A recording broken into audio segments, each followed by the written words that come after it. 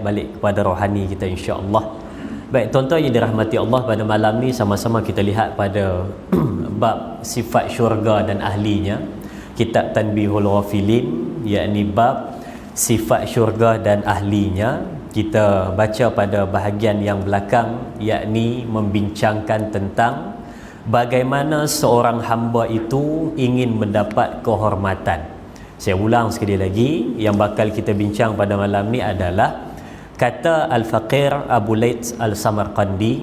Dia menyebutkan bagaimana seseorang itu nak dapatkan kehormatan, yakni baik di dunia, baik di akhirat. Dia dapat satu penghormatan yang cukup hebat dalam kehidupan dia.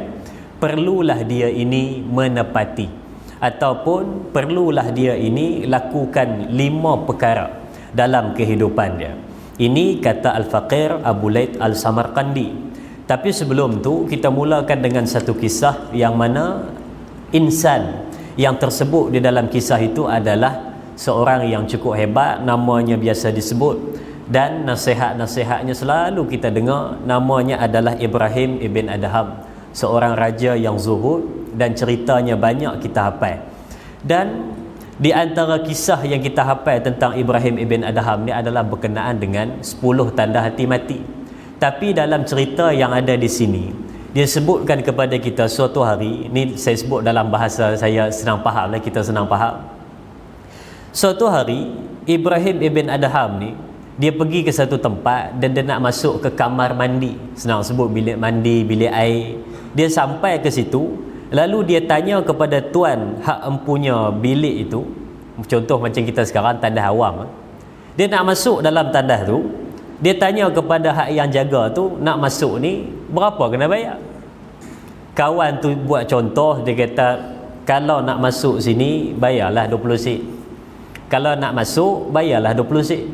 Lepas dengar saja Ibrahim ibn Adham masuk kena bayar 20 sen, dia pi ke penjuru dinding menangis. Hak orang yang jaga tandas ni tanya, pasal apa tuan menangis dengar masuk tandas kena bayar 20 sen? Dia kata, aku menangis bukan sebab tandas kamu mahal. Aku menangis bukan sebab nak masuk tandas kena bayar, bukan sebab tu aku menangis. Lepas tu tuan menangis kenapa, dia tanya. Lalu Ibrahim ibn Adham sebut, aku menangis sebab aku terfikir nak masuk ke rumah syaitan pun kena bayar, apatah lagi masuk ke syurga, berapa mahal kena bayar.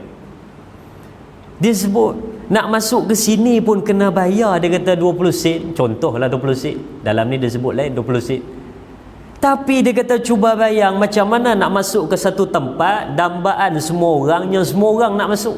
Tak kisahlah dia tu baik ke jahat ke, ahli ibadat ke, dia ahli maksiat ke, kalau tanya mesti nak syurga.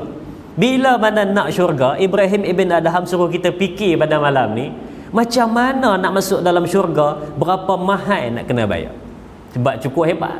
Nak masuk ke satu tempat yang cukup hebat, cukup istimewa, takkan biasa-biasa. Jadi sebab itu pada malam ni kita nak tengok 5 kehormatan yang perlu kita lakukan di atas dunia untuk kita dapat satu ganjaran yang cukup hebat, namanya adalah syurga. Baik,